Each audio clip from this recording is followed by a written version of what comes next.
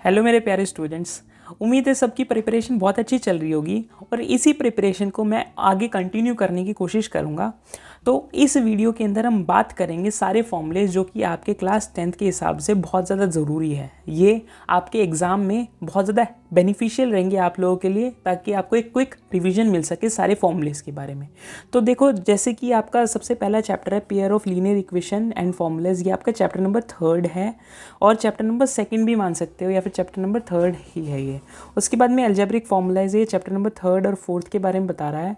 उसके बाद जो ये एपी वाला चैप्टर है, चैप्टर नंबर 5 है, इसमें भी डिफरेंट टाइप्स के फॉर्मूलेज आते हैं, लाइक अभी देखेंगे हम थोड़ी देर में। उसके बाद ये ट्रिग्नोमेट्री वाले फॉर्मूलेज हैं, ये चैप्टर नंबर 8 और चैप्टर नंबर 9 के अकॉर्डिंग आपके लिए सेट कर रखे हैं। देन सर्कल वाला फॉर्मूलेज हैं, ये चैप्टर नंबर 10 और चैप्टर नंबर 12 के हिसाब से हैं। Then surface area in volumes हैं, ये आपका चैप्टर नंबर 13 है।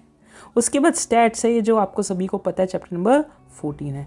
तो इसी को आगे हम कंटिन्यू करते हैं और सबसे पहले देखते हैं हमारे लीनियर इक्वेशन के बारे में, जो है सबसे पहले वन वेरिएबल्स है। वन वेरिएबल्स में आप सभी को पता है आपका सबसे पहला फॉर्मूला है ax + b = 0, जहाँ पर a आपका नॉट इक्वल है 0 के और a और b एक रियल नंबर है।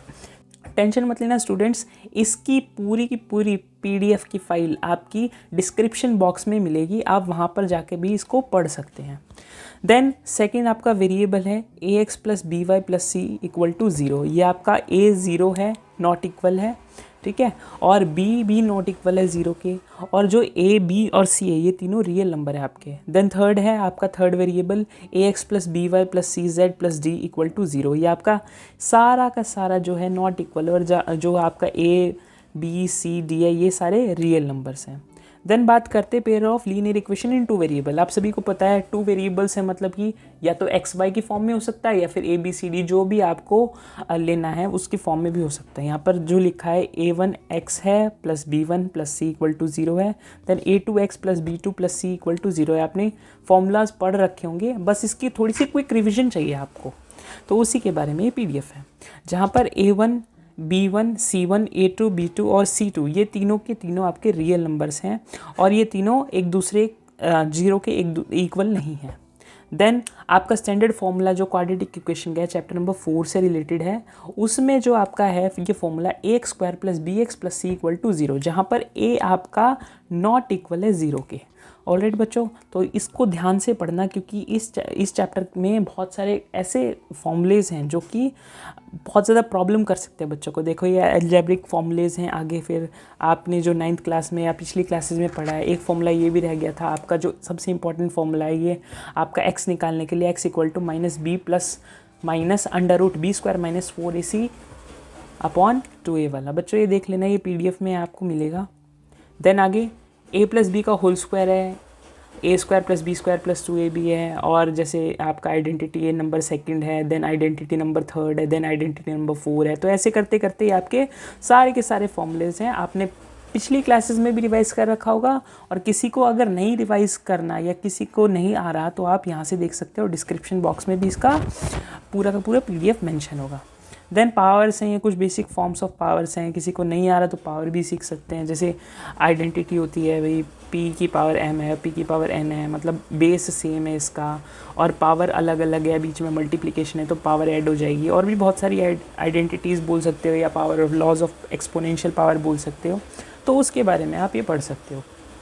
देन आगे AP है, इसमें AP मतलब अर्थमेटिकल प्रोग्रेशन, ये आपका चैप्टर नंबर 5 है। इसमें आपके बेसिक कॉन्सेप्ट्स हैं, और जैसे nth टर्म वाला है, आप ये वाला टॉपिक ज़रूर पढ़ लेना, कॉमन डिफरेंस क्या होता है, या a क्या होता है, या d क्या होता है इसमें, और कि कैसे टर्म निकालते हैं, nth टर्म का क्या काम है, तो वो आपको पढ़ना पड़ेगा बच्चों।